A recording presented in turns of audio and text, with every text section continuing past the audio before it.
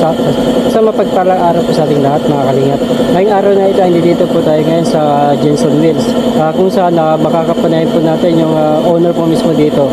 Ito po si Sir Jerry. Jerry po. Sir Jerry. Jerry Quadro. Hello mga kawinos.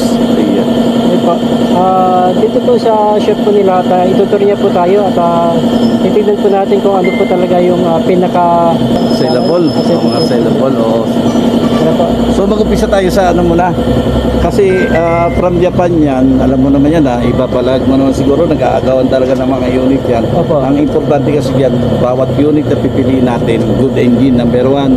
Kasi yung mga kalampag yan, pwede na natin palitan, pinapalitan natin ng mga parts na dapat palitan. Opo. Dito sa shop natin, dumadaan din tayo ng heavy PMS. Opo. Meaning good as brand new performance na yan pagdating sa buyer. So dito tayo sa yan. So kung makikita nyo yung mga conversion natin, kung sisilipin mo yan, yung 4x2 natin, ang ginagamit natin is brand new left hand na.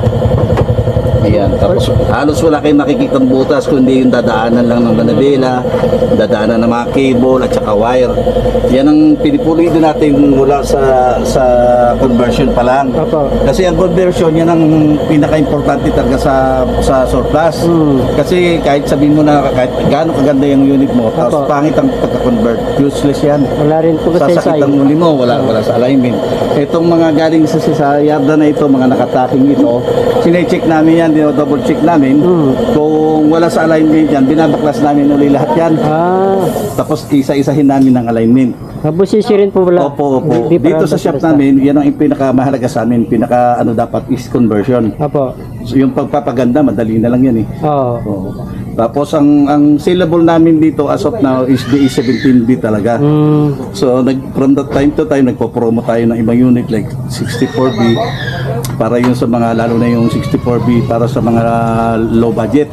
Opo. Pero kahit low budget, ang sasakyan natin is still heavy PMS yan naka-recondition lahat yan. Yun ang ginagawa natin. So ayun, saan pa tayo? So makita nyo dito tayo sa painting. Din po mga medyo nalugi sa isang unit? Sa lugi wala pa. Ang pinaka worst na naranasan ko, break even. Kasi turbo yun na unit. Okay na, 1 linggo kung ni-road test. Ang nangyari, bago nila kunin sa akin, ni-road test nila, wrong handling. So ang turbo kasi hindi yan katulad nung non-turbo na apakan mo talaga ng maigi. Ang turbo 2,000, 3,000 RPM lang yan, okay na. So nangyari doon is na overuse niya. Ang mali ko doon, hindi ako sumama pag road test kasi nga tiwala tayo tsaka sa kanya naman yun.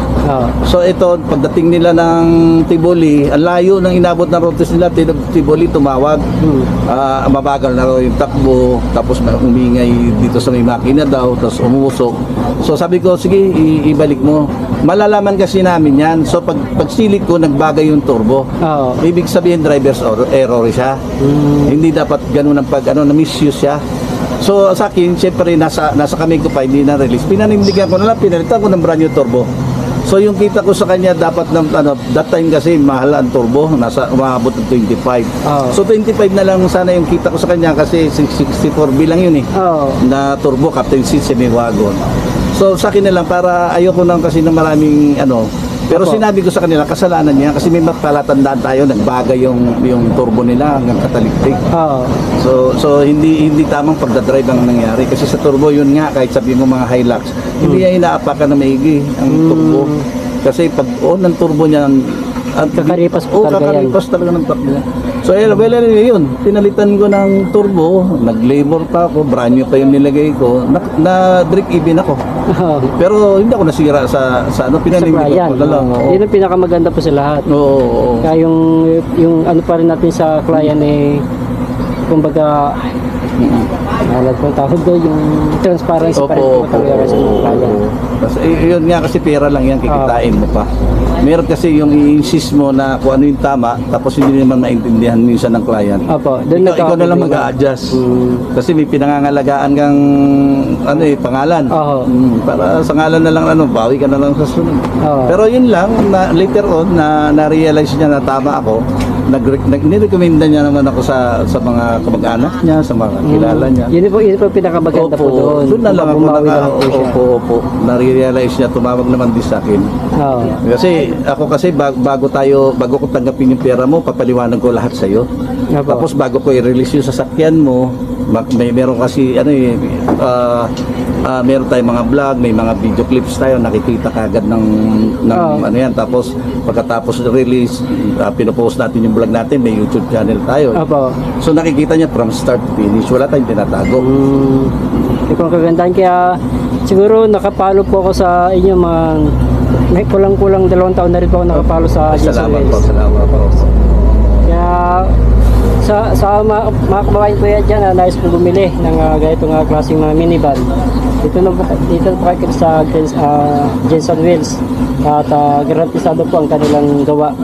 At saka sa haba na rin po ng panahon sa ganitong klaseng industriya, talagang pulido na po talaga ang kanilang gawa. At saka gaya nga po ng sabi ni Sir, ang una-una sa lahat, yung pinangangalagaan niya, yung pangalan ko, Jason Wells. Kasi matagal na namin binilid itong pangalan na to. Dumaan na kami sa dati nung bago pa kami, sabihan ka ng scammer, na wala ka naman kinukuhang pera sa kanila.